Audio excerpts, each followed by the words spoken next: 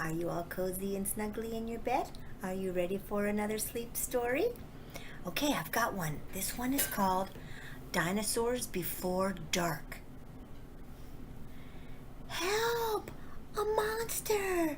Said Annie. Yeah, sure, said Jack. A real monster in Frog Creek, Pennsylvania. Run, Jack, said Annie. She ran up the road. Oh, brother, thought Jack. This is what he got for spending time with his 7-year-old sister. Annie loved pretend stuff, but Jack was 8.5. He liked real things. Watch out, Jack! The monster's coming, said Annie. Jack didn't say anything. Come on, Jack, I'll race you, said Annie. No, thanks, said Jack. Annie raced alone into the woods. Jack looked at the sky. The sun was about to set. Come on, Annie, it's time to go home, yelled Jack. But Annie didn't answer. Jack waited. Annie, he called again. Jack! Jack! Annie shouted. Come here, quick! Jack groaned. This better be good, he said. Jack left the road and headed into the woods. The trees were lit with a golden late afternoon light. Over here, called Annie. Annie was standing under a tall oak tree. Look, she said. She pointed at a rope ladder. It was hanging down from high in the tree. Wow, Jack whispered. At the top of the tree was a tree house, tucked between two branches. That must be the highest tree house in the world, said Annie. Who built it? Asked Jack. I've never seen it before. I don't know, but I'm going up, said Annie. No, we don't know who it belongs to, said Jack. Just for a teeny minute, said Annie. She started up the ladder. Annie, come back, said Jack. But Annie kept climbing. She climbed all the way up to the tallest branches. Jack sighed. Annie, it's almost dark. We have to go home. Annie disappeared inside the treehouse. Annie, Jack called. Jack waited a moment. He was about to call again when Annie poked her head out of the treehouse window. Books, Annie shouted. What? Jack said. It's filled with books, said Annie. Oh man, Jack thought. He loved books. Jack pushed his glasses into place. He gripped the sides of the rope ladder and started up. Jack crawled into the treehouse. Wow, he said. The treehouse was filled with books. Books were everywhere. Very old books with dusty covers and new books with shiny, bright covers. Look, said Annie. You can see far away. She was peering out the treehouse window. Jack looked out the window with her. Below were the tops of the other trees. In the distance, he could see the Frog Creek Library and the elementary school and the park. Annie pointed in the other direction. There's our house, she said. Annie was right. Jack could see their white wooden house with its green porch. In the yard next door was their neighbor's black dog, Henry. He looked very tiny. Hi, Henry, shouted Annie. Shush, we're not supposed to be up here, said Jack. Jack glanced around the treehouse again. He noticed that bookmarks were sticking out of the many books. I wonder who owns all these books, he said. I like this one, said Annie. She picked up a book with a castle on the cover. Here's a book about Pennsylvania, said Jack. He turned to the page with the bookmark. Hey, here's a picture of Frog Creek. It's a picture of these woods. Oh, here's a book for you, said Annie. She held up a book about dinosaurs. A blue silk bookmark was sticking out of it. Let me see, said Jack. He set his backpack down on the floor and grabbed the book from Annie. Okay, you look at that one. "And I'll look at the one about castles," said Annie. "No, we better not," said Jack. "We don't know who these books belong to." But even as he said this, Jack was opening the dinosaur book to the place where the bookmark was. He couldn't help himself. Jack turned to a picture of an ancient flying reptile.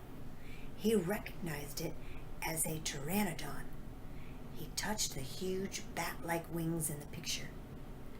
"Wow," whispered Jack. "I wish we could go to the time of pteranodons." Jack studied the picture of the odd-looking creature soaring through the sky. "Ah!" screamed Annie.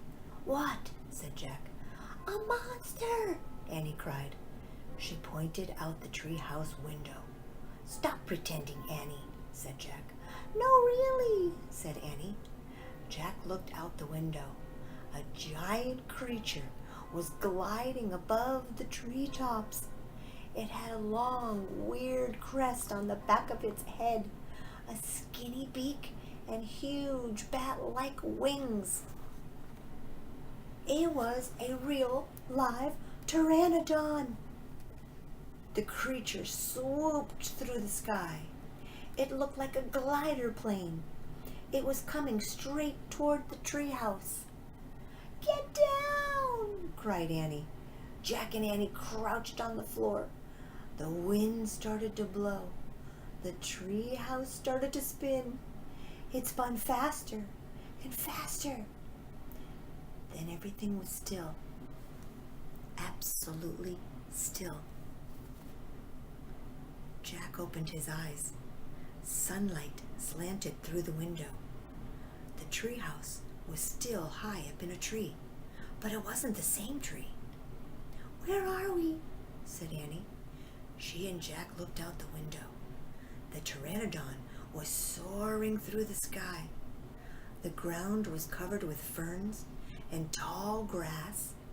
There was a winding stream, a sloping hill, and volcanoes in the distance. I don't know where we are," said Jack. The pteranodon glided down to the base of the tree. It landed on the ground and stood very still. "So what just happened to us?" said Annie. "Well," said Jack, "I was looking at the picture in the book." "And you said, 'Wow, I wish we could go to the time of the pteranodons,'" said Annie. "Yeah, and then we saw a pteranodon in the Frog Creek woods," said Jack. "Yeah, and then the wind got loud and the tree house started spinning," said Annie. "And we landed here," said Jack. "And we landed here," said Annie. "So that means," said Jack. "So that means what?" said Annie. "I don't know," said Jack. He shook his head. "None of this can be real." Annie looked out the window again. "But he's real," she said. "He's very real." Jack looked out the window with her again. The pteranodon was standing at the base of the tree like a guard. His giant wings were spread out on either side of him. "Hi!" Annie shouted. "Shh!" said Jack. "We're not supposed to be here." "But where is here?" said Annie.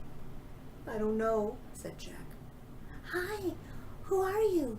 Annie called to the pteranodon. The creature just looked up at her. "Are you nuts? He can't talk," said Jack. "But maybe the book can tell us." Jack looked down at the book.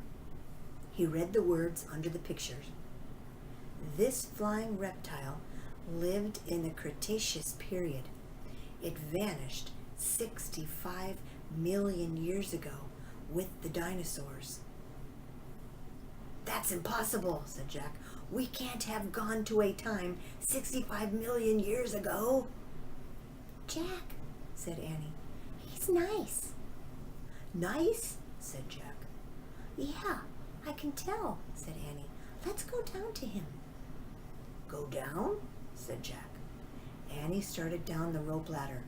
"Hey, come back," said Jack. But Annie kept going. "And Annie, wait, Jack called. Annie dropped to the ground. She stepped boldly up to the ancient creature. Jack gasped as Annie reached out her hand toward the pteranodon. Oh no, he thought. Annie was always trying to make friends with animals, but this was going too far. Don't get too close to him, Annie, Jack shouted. Annie touched the pteranodon's crest. She stroked his neck. She was talking to him.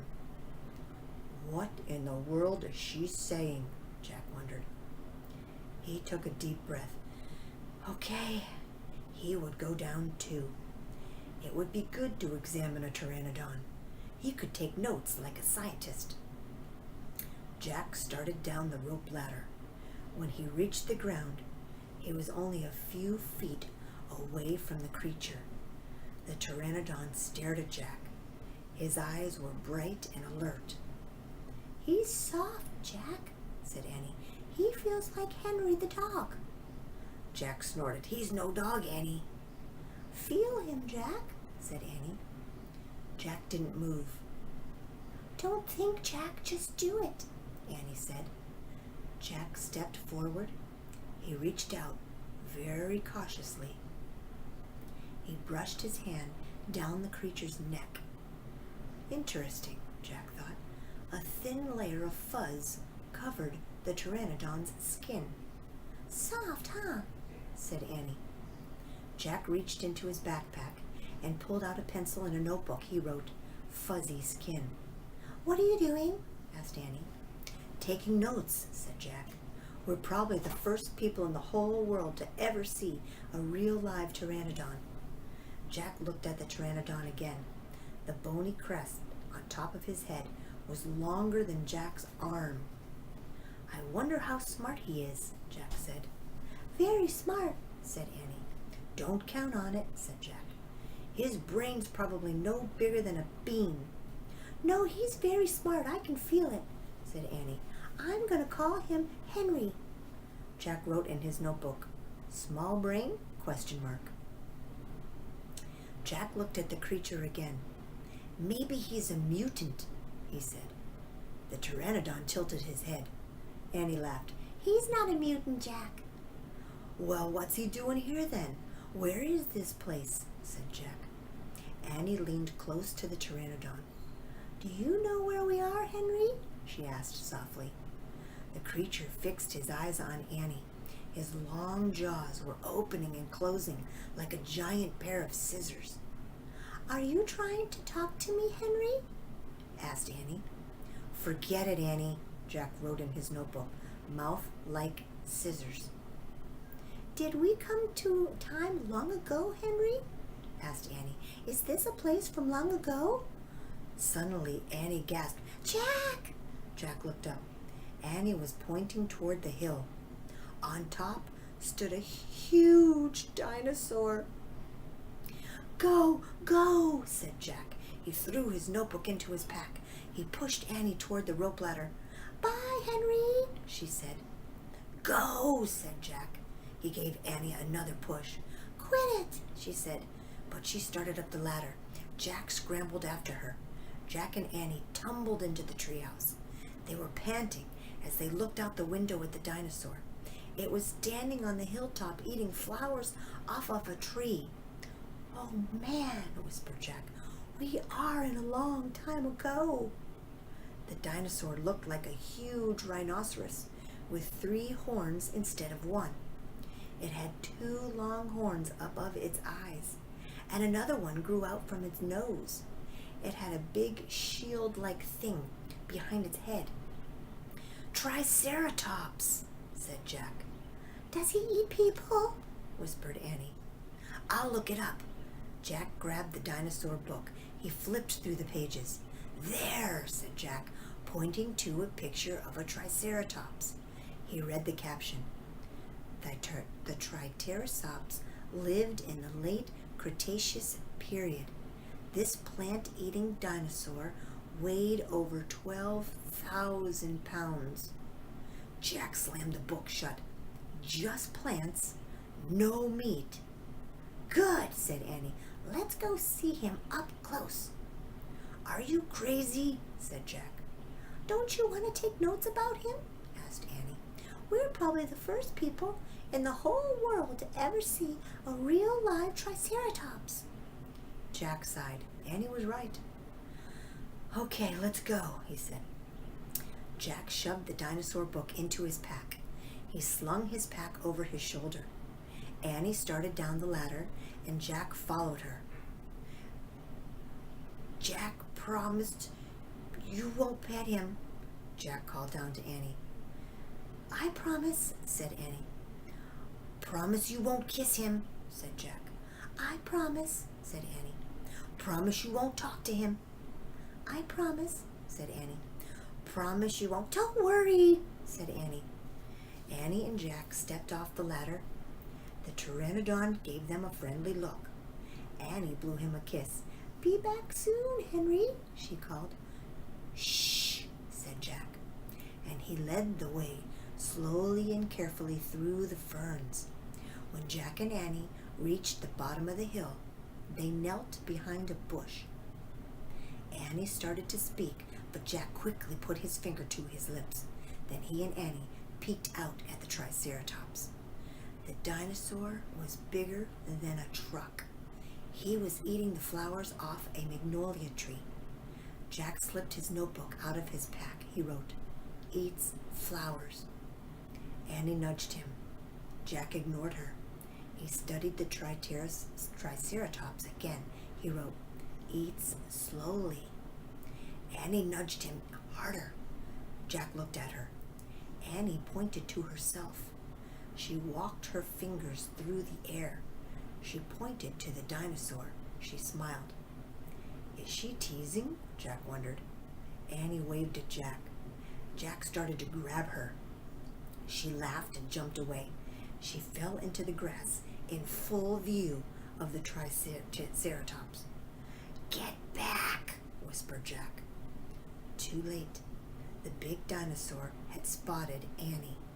He gazed down at her from the hilltop. Half of a magnolia flower was sticking out of his mouth. "Oops," said Annie. "Get back," Jack said again. "He looks nice, Jack," Annie said. "Nice? Watch out for his horns, Annie," said Jack. The triceratops gazed calmly down at Annie. Then he turned and loped down the side of the hill. "Bye," said Annie. She turned back to Jack. "See?" Jack grunted, but he wrote in his notebook, "Nice." "Come on, let's look around some more," said Annie. As Jack started after Annie, he saw something glittering in the tall grass. Jack reached down and picked it up. It was a gold medallion. A letter was engraved on the medallion, a fancy M. "Oh man, someone was here before us," Jack said softly. "Annie, look at this," Jack called. "Look what I found." Annie had gone up to the hilltop. She was picking a flower from the magnolia tree. "Annie, look, a medallion," shouted Jack. But Annie wasn't paying any attention to Jack. She was staring at something on the other side of the hill. "Oh, wow," she said, clutching her magnolia flower. She took off down the hill. "Annie, come back," Jack shouted. But Annie had disappeared. "Oh, brother," Jack muttered. He stuffed the gold medallion into his jeans pocket. Then Jack heard Annie shriek. "Annie," he said. Jack heard another sound as well, a deep, bellowing sound like a tuba. "Jack, come here, quick," Annie called. Jack raced up the hill. When he got to the top, he gasped. The valley below was filled with nests, big nests made out of mud. The nests were filled with tiny dinosaurs. Annie was crouching next to one of the nests. Towering over her was a gigantic duck-billed dinosaur. "Don't panic," "Don't move," said Jack. He stepped slowly down the hill toward Annie. The huge dinosaur was waving her arms and making her tuba sound. Jack stopped. He didn't want to get too close. He knelt on the ground. "Okay, move toward me, slowly," he said. Annie started to stand up. "Don't stand, crawl," said Jack. Clutching her flower, Annie crawled toward Jack. Still bellowing, the duck-billed dinosaur followed her. Annie froze. "Keep going," Jack said. Annie started crawling again. Jack inched farther down the hill until he was just an arm's distance from Annie. He reached out and grabbed her hand. He pulled Annie toward him. "Stay down," Jack said. He crouched next to her. "Bow your head. Pretend to chew." "Chew?" said Annie. "Yes," said Jack. "I read that's what you do if a mean dog comes at you." "She's no dog, Jack," said Annie. "Just chew," said Jack. Jack and Annie both bowed their heads and pretended to chew. Soon the dinosaur grew quiet. Jack looked up. "I don't think she's mad anymore," he said. "You saved me," said Annie. "Thanks." "You have to use your brain, Annie," said Jack. "You can't just go running to a nest of babies. There's always a mother nearby." Annie stood up. "Annie, don't," said Jack. Too late. Annie held out her magnolia flower to the dinosaur. "I'm sorry I made you worry about your babies," she said. The dinosaur moved closer to Annie. She grabbed the flower from her hand. She reached for another. "No more," said Annie. The dinosaur let a sad tuba sound.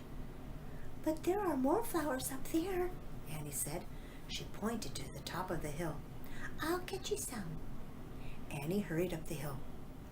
The dinosaur waddled after her. Jack quickly looked at the dinosaur babies. Some were crawling out of their nests. Where are the other mothers? Jack wondered. Jack took out the dinosaur book. He flipped through the pages. He found a picture of some duck-billed dinosaurs. He read the caption. The Anatosauruses lived in colonies. While a few mothers babysat the nests, others looked for food. So, there were probably more mothers close by, looking for food. "Hey, Jack," Annie called. Jack looked up. Annie was at the top of the hill, feeding magnolia flowers to the giant Anatosaurus. "Guess what?" Annie said. "She's nice too." Suddenly, the Anatosaurus made her terrible tuba sound. Annie crouched down and started to chew. The dinosaur charged down the hill. She seemed afraid of something. Jack put the book on top of his pack. He hurried to Annie. "I wonder why she ran away," said Annie. "We were starting to be friends." Jack looked around. What he saw in the distance almost made him faint. An enormous monster was coming across the plain. The monster was walking on two strong legs. It was swinging a long, thick tail and dangling two tiny arms. It had a huge head, and its jaws were wide open. Even from far away, Jack could see its long, gleaming teeth. "Tyrannosaurus Rex," whispered Jack. "Run, Annie, run!" cried Jack. "Run to the treehouse!" Jack and Annie dashed down the hill together. They ran through the tall grass and ferns and past the pteranodon. They scrambled up the rope ladder and tumbled into the treehouse. Annie leaped to the window. "It's going away," she said, panting. Jack pushed his glasses into place. He looked out the window with Annie. The Tyrannosaurus was wandering off. But then the monster stopped and turned around. "Duck," said Jack. The two of them ducked their heads. After a long moment, they peeked out the window again. "Coast clear," said Jack. "Yay," whispered Annie. "We have to get out of here," said Jack. "You made a wish before," said Annie. "Right," said Jack. He took a deep breath. "I wish we could go back to Frog Creek." Nothing happened. "I said, I wish," started Jack. "Wait," said Annie. "You were looking at a picture in the dinosaur book, remember?" "Oh, no. I left the book and my pack on the hill," said Jack. "I have to go back." "Forget it," said Annie. "I can't," said Jack. "The book doesn't belong to us. Plus, my notebook with all my notes is in my pack. And my—" "Okay, said Annie. "I'll hurry," said Jack. He climbed quickly down the ladder and leaped to the ground. Jack raced past the pteranodon, through the ferns, through the tall grass, and up the hill. He looked down. His pack was laying on the ground. On top of it was the dinosaur book. But now the valley below was filled with anatosauruses. They were all standing guard around the nests. Where had they been? Did fear of the Tyrannosaurus send them home? Jack took a deep breath. Ready, set, go, he thought. He charged down the hill. He ran to his backpack. He scooped it up. He grabbed the dinosaur book. Jack heard a terrible tuba sound, then another and another. All the anatosauruses were bellowing at him. Jack took off. He raced up to the hilltop. He started down the hill. He stopped. The Tyrannosaurus Rex was back. He was standing between Jack and the treehouse. Jack jumped behind the magnolia tree. His heart was beating so fast he could hardly think. He peeked out at the giant monster. The horrible-looking creature was opening and closing its huge jaws. Its teeth were as big as steak knives. "Don't panic," thought Jack. "Think." He peered down at the valley. Good. The duck-billed dinosaurs were sticking close to their nests. Jack looked back at the Tyrannosaurus. Good. The monster still didn't seem to know he was there. Don't panic. Think. Maybe there's information in the book. Jack opened the dinosaur book. He found Tyrannosaurus Rex. He read, Tyrannosaurus Rex was one of the largest meat-eating land animals of all time. If it were alive today, it could eat a human in one bite. Great, thought Jack. The book was no help at all. Jack tried to think clearly. He couldn't hide on the other side of the hill. The Anatosauruses might stampede. He couldn't run to the treehouse. The Tyrannosaurus might run faster. Maybe he should just wait for the monster to leave. Jack peeked around the tree. The Tyrannosaurus had wandered closer to the hill. Something caught Jack's eye. Annie was coming down the rope ladder. Is she nuts? What is she doing? Jack wondered. Jack watched Annie hop off the ladder. Annie hurried over to the pteranodon. She was talking to him. She was flapping her arms. She pointed at Jack, at the sky, at the treehouse. She is nuts, Jack thought. Go back up in the tree, Jack whispered. Go! Jack heard a roar. The Tyrannosaurus Rex was looking in his direction. Jack hit the ground. The Tyrannosaurus Rex was coming toward the hill. Jack felt the ground shaking. What should I do? Jack wondered. Should I run? Crawl back into Dinosaur Valley? Climb the magnolia tree? Suddenly, a giant shadow covered Jack. He looked up. The pteranodon was gliding overhead. The giant creature sailed toward the top of the hill. He was heading toward Jack. The pteranodon coasted down to the ground. He stared at Jack with his bright, alert eyes. What was Jack supposed to do? Climb on? But I'm too heavy, Jack thought. Jack looked at the Tyrannosaurus. It was starting up the hill. Its giant teeth were flashing in the sunlight. Okay, thought Jack, don't think, just do it. Jack put his book in his pack. Then he climbed onto the Pteranodon's back. He held on tightly. The creature moved forward. He spread his wings and lifted off the ground.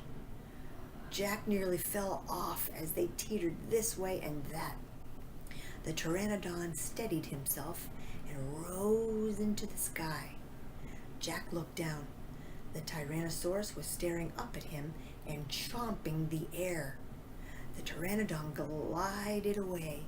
He sailed over the hilltop and over the valley. He circled above all the duck-billed dinosaurs and all the nests filled with the babies. Then the Pteranodon soared out over the plain, over the Triceratops, who was grazing in the high grass. Jack felt like a bird. The wind was rushing through his hair. The air smelled sweet and fresh. Jack whooped and laughed. He couldn't believe it.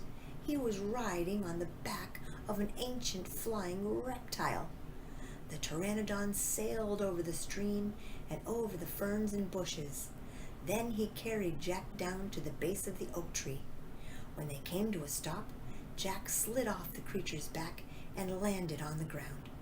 The Pteranodon took off again and glided into the sky. "Bye, Henry," called Jack. "Jack, are you okay?" Annie shouted from the treehouse. Jack pushed his glasses into place. He kept staring at the Pteranodon. "Jack," Annie called. Jack looked up at Annie. He smiled. "Thanks for saving my life," he said. "That was really fun."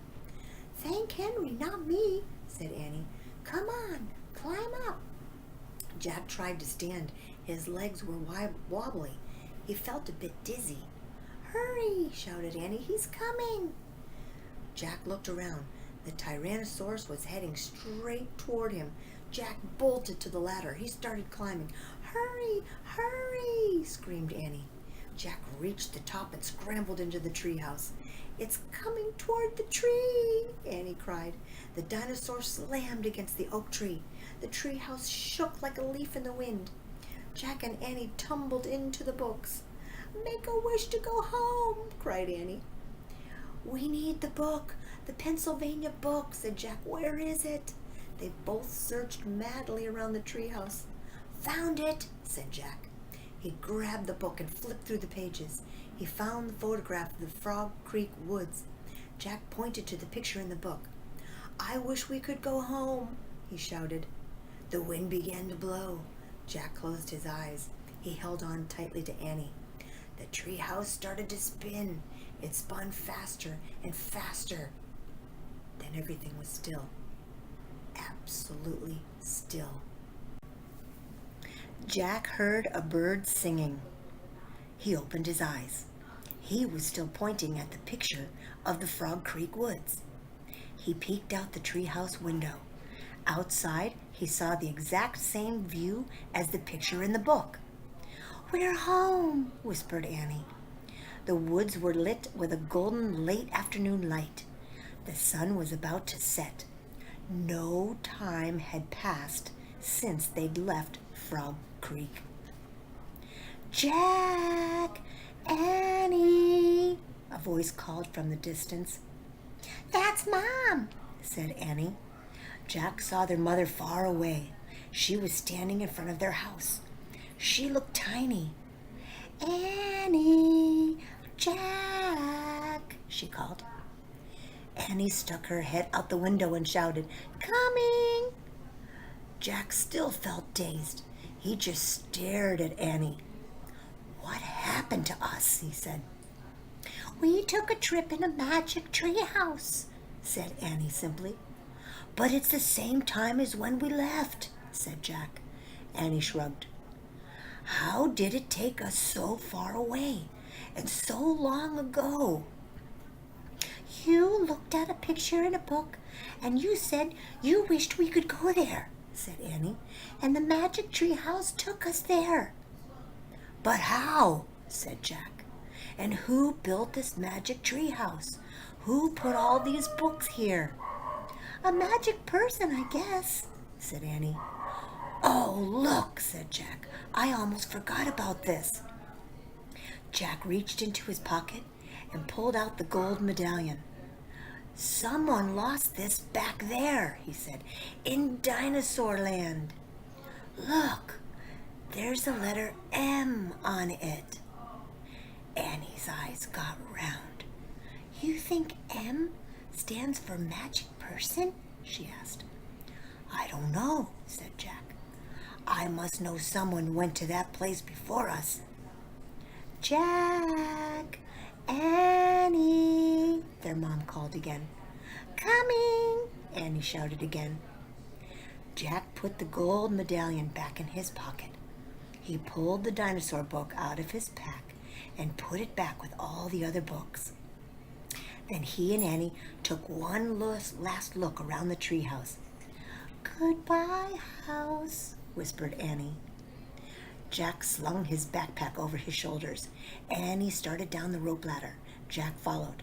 Seconds later, they hopped onto the ground and started walking out of the woods.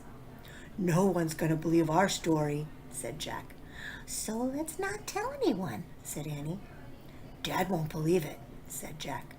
"He'll say it was a dream," said Annie. "Mom won't believe it," said Jack. "She'll say it was pretend." "My teacher won't believe it," said Jack. "She'll say you're nuts," said Annie. "We'd better not tell anyone," said Jack. "I already said that," said Annie. Jack sighed. "I think I'm starting not to believe it myself," he said. They left the woods and started up the road toward their house. As they walked past all the houses on their street, the trip to Dinosaur Time did seem more and more like a dream. Only this world and this time seemed real. Jack reached into his pocket. He clasped the gold medallion. He felt the engraving of the letter M. He made his fingers tingle. Jack laughed. Suddenly he felt very happy. He couldn't explain what had happened today, but he knew for sure that their trip in the magic treehouse had been real. Absolutely real. "Tomorrow," Jack said softly, "we'll go back to the woods." "Of course," said Annie. "And we'll climb up to the tree house," said Jack. "Of course," said Annie. "And we'll see